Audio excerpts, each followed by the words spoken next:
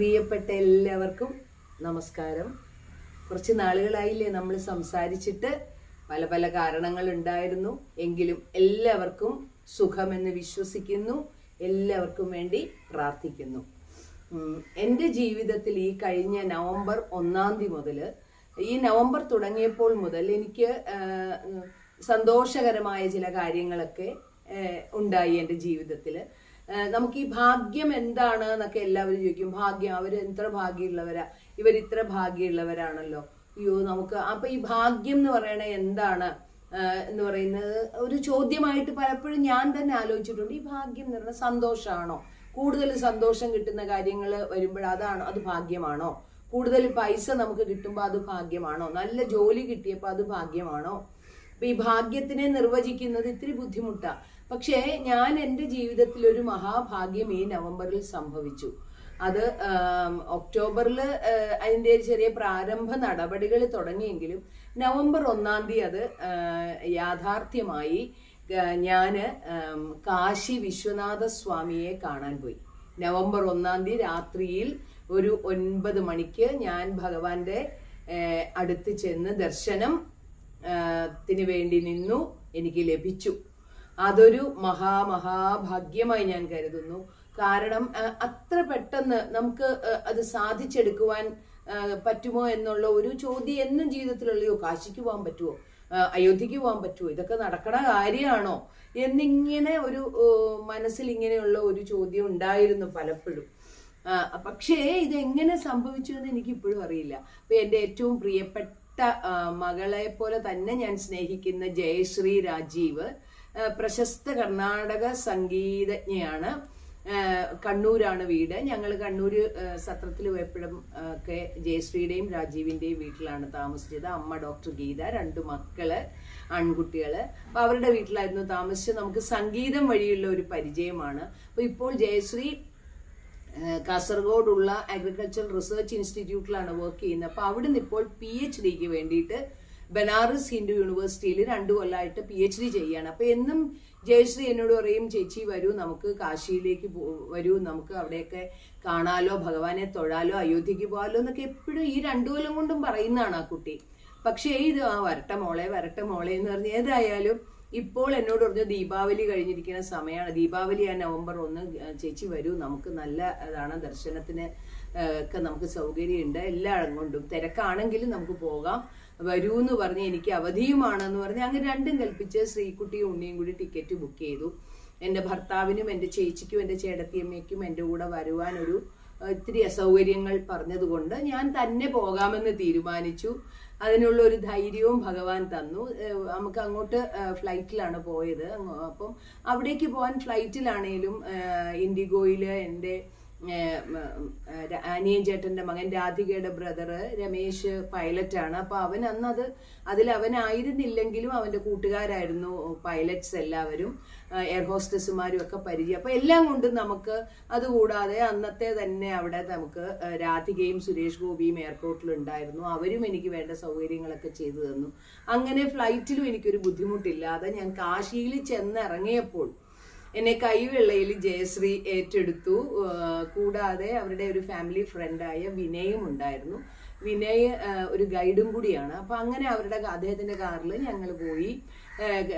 ജയശ്രീക്ക് അവിടെ ഒരു ഫ്ലാറ്റ് ഉണ്ടായിരുന്നു. അങ്ങനെ കാശിയിൽ പോയി. കാശി ഭഗവാനെ അന്ന് തന്നെ ഗംഗാ ആരതിയും കണ്ടു, ഭഗവാനെയും തൊഴുതു. പിറ്റേ ദിവസം രാവിലെ ഞങ്ങൾ അയോധ്യയിൽ പോയി രാംലല്ലയെ അടുത്ത് കണ്ടു. 65 വയസ്സ് കഴിഞ്ഞത് കൊണ്ട് വീൽ ചെയറിൽ പോവാൻ സാധിച്ചു. ക്യൂവിലേ നിൽക്കേണ്ടി വന്നില്ല.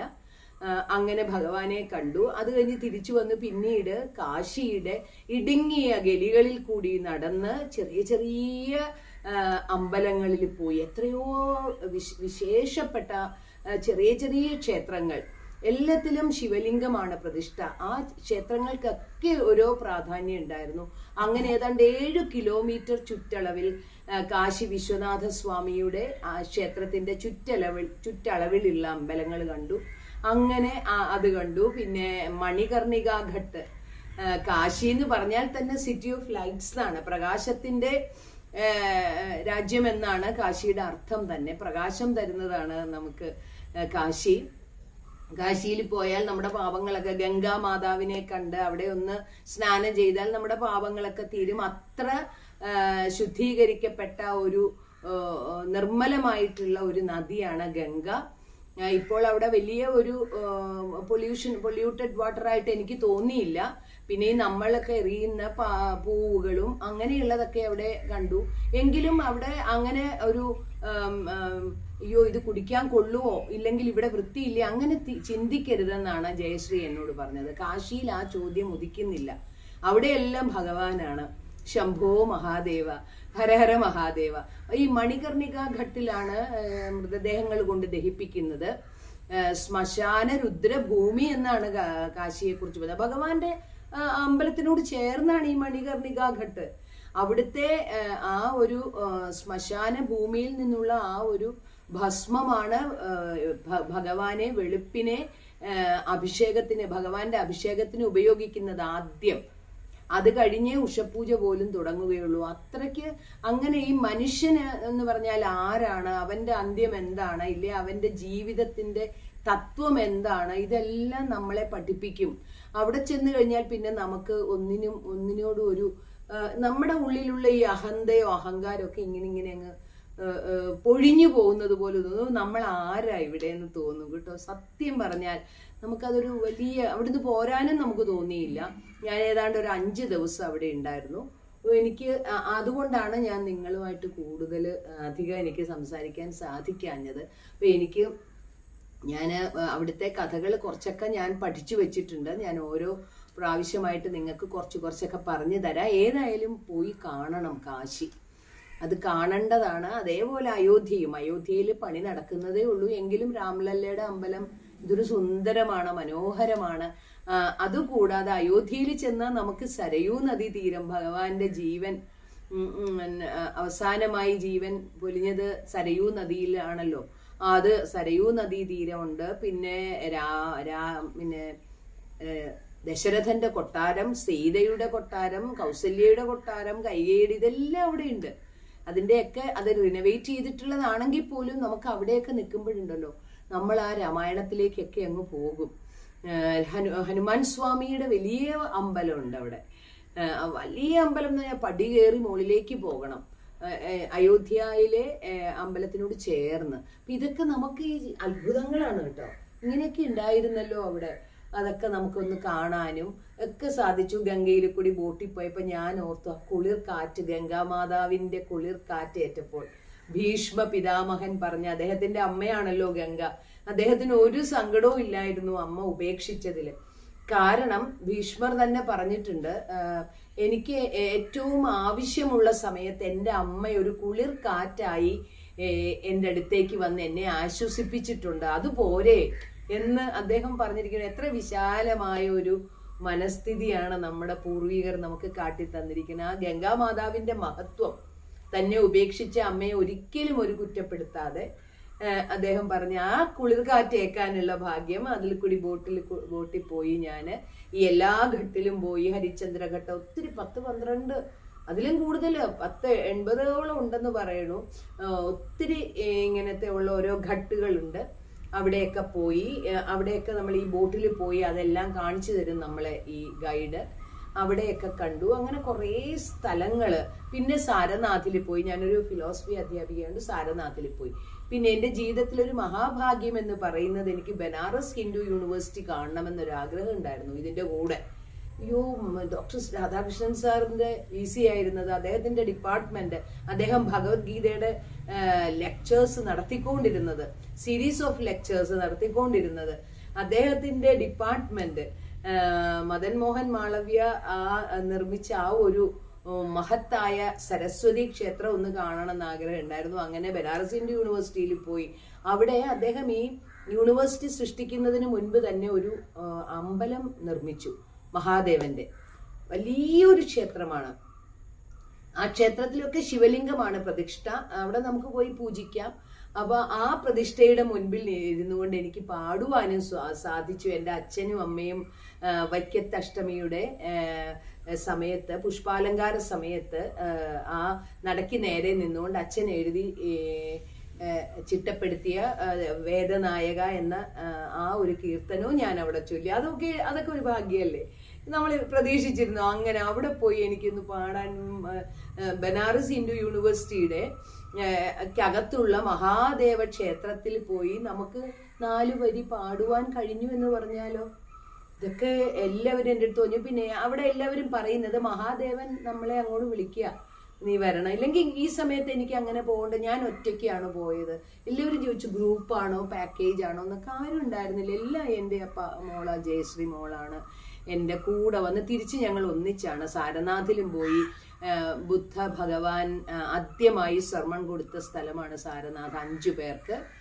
അവിടെയൊക്കെ പോയി അതുമൊക്കെ കണ്ടിട്ടാണ്. എയർപോർട്ടിലേക്ക് പോണ വഴിക്കാണ് സാരനാഥ്, അതിൻ്റെ അടുത്താണ്. അപ്പോൾ അതും കണ്ടിട്ടാണ് ഞങ്ങൾ ഒന്നിച്ചാ ജയശ്രീ തിരിച്ചു വന്ന് ഭദ്രമായിട്ട് എന്നെ ഇവിടെ ഏൽപ്പിക്കുമായിരുന്നു എൻ്റെ കുടുംബത്തിലേക്ക്.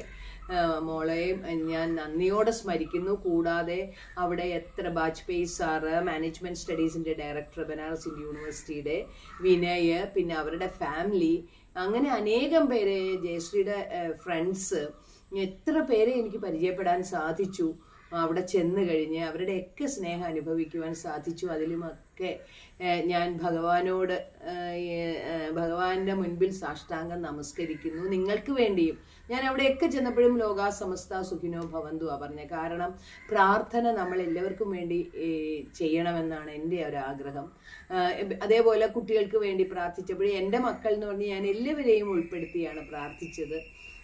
എല്ലാവർക്കും സമാധാനം ഉണ്ടാവണേ ഭഗവാനെ എന്ന് പ്രാർത്ഥിച്ചിരുന്നു. അപ്പം നിങ്ങളും എല്ലാവരും കിട്ടുന്ന അവസരം നമുക്ക് ഈ മുൻപോട്ട് പോകും തോറും നമുക്ക് ആരോഗ്യം, പ്രായമായവരുടെ കാര്യമാണ് ഞാൻ പറയുന്നത്, ആരോഗ്യം നമുക്ക് അത്രയ്ക്ക് അങ്ങോട്ട് ശുഭകരമാവില്ല. പ്രായം കൂടുന്തോറും സെനൈൽ ഡീക്കേ സംഭവിക്കുന്നുണ്ട്. അതുകൊണ്ട് കിട്ടുന്ന അവസരം നമ്മൾ ഉപയോഗിക്കുക. അതിന് കാശിയും അയോധ്യയും ബാക്കിയുള്ള പുണ്യസ്ഥലങ്ങൾ, ഗയയിലൊന്നും എനിക്ക് പോകാൻ പറ്റില്ല, ഗയ ത്രിവേണിയിലൊന്നും പോകാൻ പറ്റിയില്ല. അതിനി എന്തെങ്കിലും പോകാം എന്നുള്ളൊരു ചിന്തയുണ്ട്. ഇത് സാധിച്ചല്ലോ ഭഗവാനെ, അതിന് തന്നെ നന്ദിയുണ്ട്. അതുകൊണ്ട് നിങ്ങളോടും എല്ലാവരോടും എൻ്റെ ഒരു ചെറിയ അപേക്ഷയാണ്, കിട്ടുന്ന അവസരം പ്രയോജനപ്പെടുത്തുക. കാശിയിൽ നിന്ന് മാത്രമല്ല, എവിടെയായാലും നമുക്ക് പോകാനും നമുക്ക് കാണാൻ പറ്റാത്ത കാര്യങ്ങൾ, ഇതൊക്കെ അത്ഭുതങ്ങളാണ്, മഹാ അത്ഭുതമാണ്. അവിടെ നിഗൂഢമാണ് കാശി. അത് കണ്ടിരുന്ന് അനുഭവിച്ചെങ്കിലേ അത് എത്ര ഞാൻ നിങ്ങളോട് പറഞ്ഞ് മനസ്സിലാക്കാൻ ശ്രമിച്ചാലും അത് സാധിക്കില്ല. അത് അറിയണം, അത് അനുഭവിക്കണം. അതിനേവർക്കും ഇടയാകട്ടെ, ഭഗവാൻ അനുഗ്രഹിക്കട്ടെ എന്ന് പ്രാർത്ഥിച്ചുകൊണ്ട് എൻ്റെ വൈക്കത്ത് അഷ്ടമിയാണ്. സത്യം പറഞ്ഞാൽ സങ്കടവുമാണ്, വൈക്കത്ത് പോകാൻ പറ്റിയില്ല ഇതുവരെ. എനിക്ക് വെള്ളിയാഴ്ച എൻ്റെ 11ാം ഉത്സവത്തിനാണ് എൻ്റെ അച്ഛനും അമ്മയും കച്ചേരി ചെയ്തുകൊണ്ടിരുന്നത് വർഷങ്ങളായി. അവരുടെ മരണശേഷം എൻ്റെ ചേച്ചി പാടും ആ ദിവസത്തിൽ. ഇപ്പം ഞാൻ ചേച്ചിയുടെ കൂടെ ഞാനും ഇരിക്കും. അപ്പം ഇത്തവണ വെള്ളിയാഴ്ച 5 മുതൽ 6 വരെയാണ് ഞങ്ങളുടെ പ്രോഗ്രാം. എല്ലാവരും പ്രാർത്ഥിക്കണം. ഇത്തവണത്തെ ഒരു അത്ഭുതവും ഒരു അനുഗ്രഹവും ഞങ്ങൾക്കുണ്ട്. വൈക്കത്തപ്പൻ്റെയും ഞങ്ങളുടെ മാതാപിതാക്കളുടെയും. എൻ്റെ കൊച്ചുമകൻ വൈഷ്ണവിൻ്റെ അരങ്ങേറ്റം ഞാൻ നിങ്ങളോട് പറഞ്ഞിരുന്നല്ലോ, ആ കുട്ടിയാണ് ഇത്തവണ ഞങ്ങൾക്ക് മൃദംഗം വായിക്കുന്നത്. അപ്പോൾ എൻ്റെ അച്ഛനും അമ്മയും ഒന്ന് ഓർത്തു നോക്കൂ, അവരുടെ മകൻ്റെ മകൻ ആ സ്റ്റേജിലൊന്ന് ഇരുന്ന് വായിക്കുന്നു എന്നുള്ളത് അവർക്കും അവിടെ ഇരുന്ന് അവരും അനുഗ്രഹിക്കുന്നുണ്ടാവും. അഭിമാനം തോന്നുന്ന ഒരു നിമിഷമായിരിക്കുമെന്ന് ഞാൻ വിശ്വസിക്കുന്നു ഞങ്ങൾക്ക്. അതിനും വേണ്ടി നിങ്ങളുടെയൊക്കെ പ്രാർത്ഥന. വൈക്കത്തെല്ലാവരും പോയോ? പലരും പോയി എന്നിങ്ങനെ ഫേസ്ബുക്കിൽ ഞാൻ കണ്ടു. വൈക്കത്തപ്പനെ പോയി തൊഴുക, പ്രാർത്ഥിക്കുക. ഞങ്ങളും വെള്ളിയാഴ്ച അവിടെ ഉണ്ടാവും. എല്ലാവരെയും ഈശ്വരൻ അനുഗ്രഹിക്കട്ടെ എന്ന് പ്രാർത്ഥിച്ചുകൊള്ളുന്നു.